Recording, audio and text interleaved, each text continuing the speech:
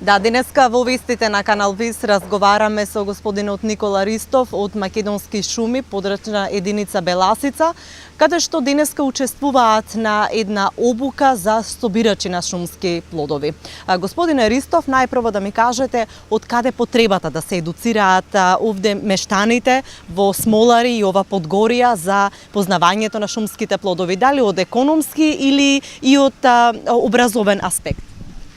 И од двата аспекти, вие спомнавте каде се ние наоѓаме денеска, се наоѓаме на Лебедово езеро и преку него ќе ви кажам да е он, самиот објект е производ на други објекти, односно на други проекти кои што биле претходница на овој објект. Тоа се Смоларските водопади или вкупно природните реткости во Белас.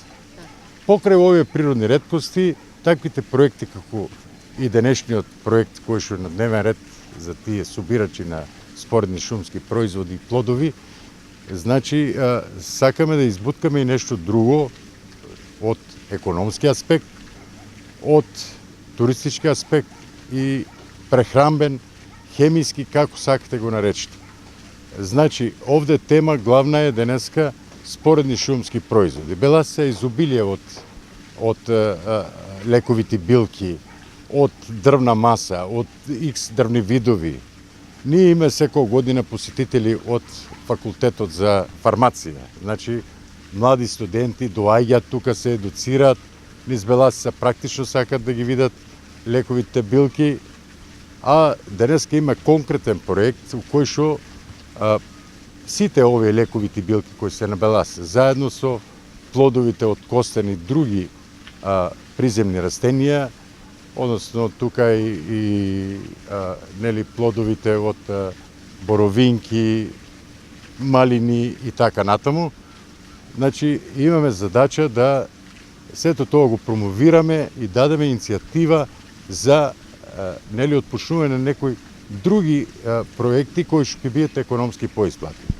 Ајде би сакала да ми кажете кој е најспецифичен производ или најспецифично растение карактеристично за оваа шума? Карактеристично за оваа шума е најинтересен плодот од костен или и комплетно костенот како растение, односно како дрво кое што расте на Беласица и во бившите југословенски простори и пошироко во Европа најмногу е застапен во Беласица.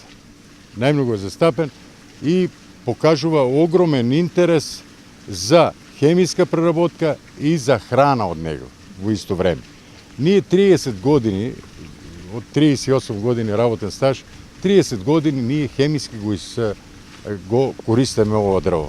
Ама не како финален производ, него сето тоа одеше во Република Словенија и таму се произведува бои, лакови, штавни материи од дрвото, за кои што се користеа за најдобро штавени кожи во светот и најдобрите кондури и најдобрите кожи се добиваат со штавната материја од костенот. Сега сме за задача, бидејќи поседуваме тие шуми, сега се во помлада форма, бидејќи нивната биолошка зрелост беше многу поголема во времето кога ја користиме како хемиско дрво, значи беа негде 500 години, сега се подмладени, тие се 20-30 години, богати со плод. Сакаме да тај костен како храна, како ово оно да се собира и сакаме да инициираме на некој начин финален производ. А финалниот производ, бидејќи ние имаме такво искуство, собиравме и плодови од костен и извезувавме, значи ги извезувавме во фабрики за производство на дечја храна.